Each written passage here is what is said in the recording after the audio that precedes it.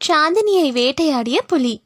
நரசிம்மபுரோன்ற ஊர்ல சாந்தினி, லக்ஷ்மி அப்படின்னு அம்மா பொண்ணு இருந்தாங்க. லக்ஷ்மி நாட்டு வைத்தியம் பண்றவங்க. தினமும் லக்ஷ்மி காட்டுக்கு போய் காட்டுல இருக்க மூலிகைகளை எடுத்துட்டு வந்து அதை மருந்தா தயார் பண்ணுவாங்க.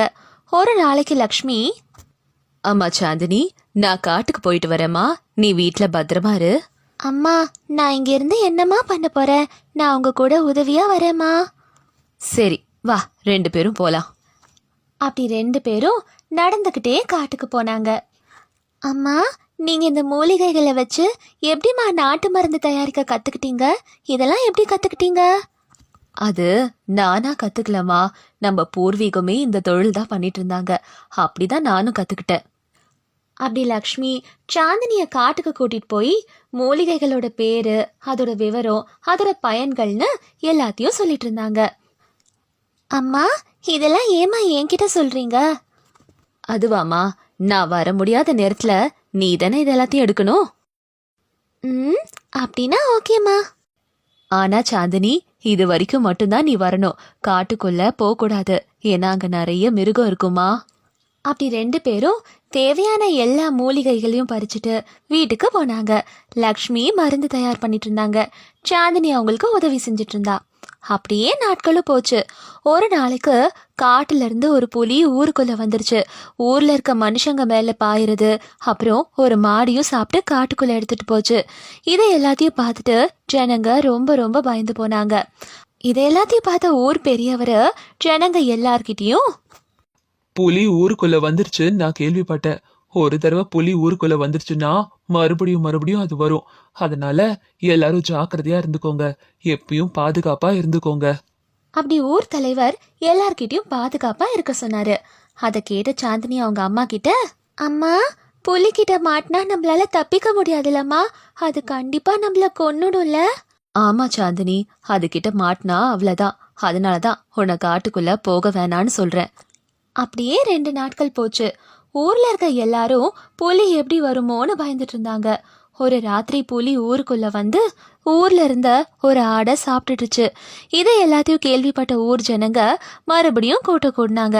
அப்ப ஊர் தலைவர் சொன்னாரு, நம்ம இப்பவும் சும்மா இருந்தோம்னா இது வேலைக்கே ஆகாது, அதால நமக்கு நிறைய ஆபத்து வரும். புலி நம்மள கொன்னுடும்.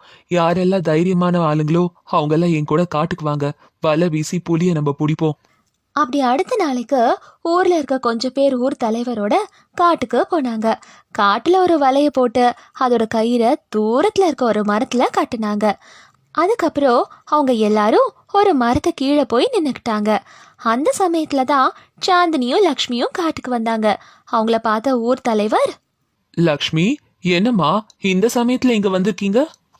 அண்ணா, ஊர்ல யாருக்கோ பாம்பு கடிச்சு ரொம்ப அவஸ்தைப்பட்டுட்டு இருக்காங்கண்ணா, அதான் இங்க வந்து மூலிகைகள் எடுத்துட்டு போலான்னு வந்தேன். 3 நாளா காட்டுக்கு வராததுனால என்கிட்ட இருந்த மருந்தும் தீந்துடுச்சு. ஓ அப்படியா, சரிம்மா சரி, நாங்க புலிய பிடிக்கிறதுக்காக இங்க வலை போட்டுட்டு இருக்கோம். சரிம்மா, நீ பார்த்து ஜாக்கிரதையா போயிட்டு வா. அப்படி 2 பேரையும் காட்டுக்குள்ள அனுப்புனாரு பெரியவர். லக்ஷ்மியும் சாந்தினியும் காட்டுல இருக்க மூலிகைகளை கிடுகிடுன்னு பறிச்சிட்டு இருந்தாங்க. அப்ப புதர்ல இருந்து எட்டி பார்த்த புலி சாந்தினிய பார்த்துக்கிட்டே இருந்தது. திடீர்னு அங்கிருந்து பாஞ்சு வந்து சாந்தினிய பார்த்து கத்துச்சு. இத பார்த்த 2 பேரும் கிடுகிடுன்னு புலி கிட்ட இருந்து தப்பிக்கிறதுக்காக ஓடினாங்க. புலி லக்ஷ்மியையும் சாந்தினியும் துரத்திட்டு இருந்துச்சு. சீக்கிரம் போ சாந்தினி, சீக்கிரம். அப்படி லக்ஷ்மியும் சாந்தினியும் புலி கிட்ட இருந்து தப்பிக்கிறதுக்காக ஓடிக்கிட்டே இருந்தாங்க. புலி அவங்கள துரத்திட்டே இருந்துச்சு.